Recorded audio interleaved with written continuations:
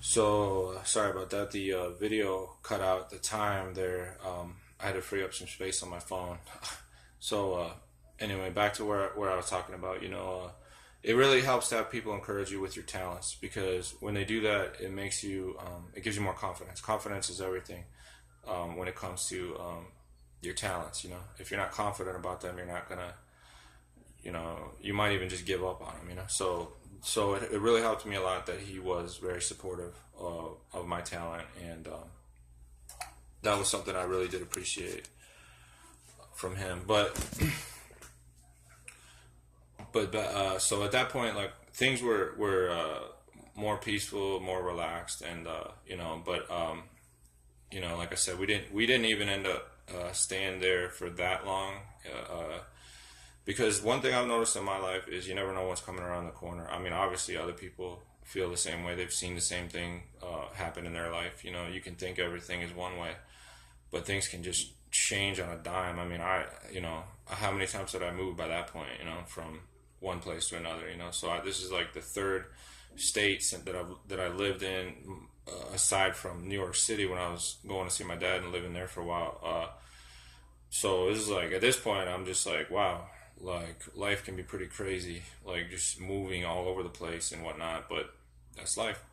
So I did, like I said, I took part in a few contests and things, and I ended up being on the news there too, local news for something they were doing for my teacher and stuff like that. So that was cool. Different experiences. Never been on television before. Never experienced that, but that was that was cool. That was cool. And then after North Carolina, we ended up moving back to Escanaba again, Escanaba, Michigan, because you know we we kind of missed it. We want when you grow up somewhere as a kid, you kind of want to go back and see those friends that you grew up with. We lived there for a good like 4 years, 4 or 5 years anyway. So I just we all decided that that's what we wanted to do. Um, but like I said, my behavior, for whatever reason, my emotions, whatever, must have started to come back related to what happened to me before because that was probably one of the most rebellious years at school in my life. I mean, the things I was doing at school was just absolutely just like I don't even want to get into it really because like my teacher, I gave her, but at the same time, like I said, my writing was developing too. So, but all the problems I gave my teacher and some of the other kids that I would hang out with, I started hanging out with a lot of rebellious kids and stuff like that, and we just wouldn't listen to what the teacher had to say, and we would try to like just the things we would do. I regret doing it. Just interrupt her while she was in the middle of teaching and stuff like that. And I mean, it was a lot worse than that, but no reason to really go into that. Just you know, um, I do remember though one of those kids that I was hanging out with at school. He got to the point where he was getting so bad that literally a police officer had to come into the classroom one day and like basically kind of like not. I mean, arrest this kid. Like I don't know what he did or whatever, but he was. I remember this little kid. He was in fifth grade. He started fighting with the police officer. He was like boxing him in the. Not the police officer wasn't fighting him, but he was like trying to swing at the police officer, and the police officer had to put him up over his shoulder and literally carry him out of the classroom. So that was like that was kind of crazy. But you know, during that time, like I said, I was being a lot more rebellious and not listening to my mom, and so I went from like being kind of peaceful and listening to my mom in North Carolina to reverting back to my old behavior of being rebellious and not really caring what my mom had to say and not caring what my teacher had to say at school and stuff like that, and just going through that adolescent stage, but with the emotional turmoil that I already had in my past and everything, it psychologically stays with you. You tend to,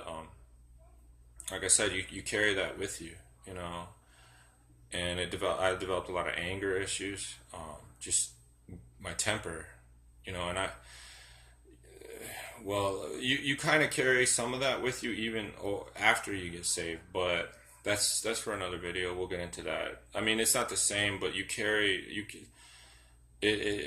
baggage does come with you after you get saved, but your soul is in a whole different place. So you're you have the Holy Spirit inside you, so you're a different person, but some of the old things still sometimes tend to creep up from time to time. So um, in fifth grade, like I said, real rebellious, real back to the back to that behavior again, and we didn't end up staying there very long either. We only stayed there for like a year, and then my mom couldn't really find work and stuff like that, so we ended up moving again.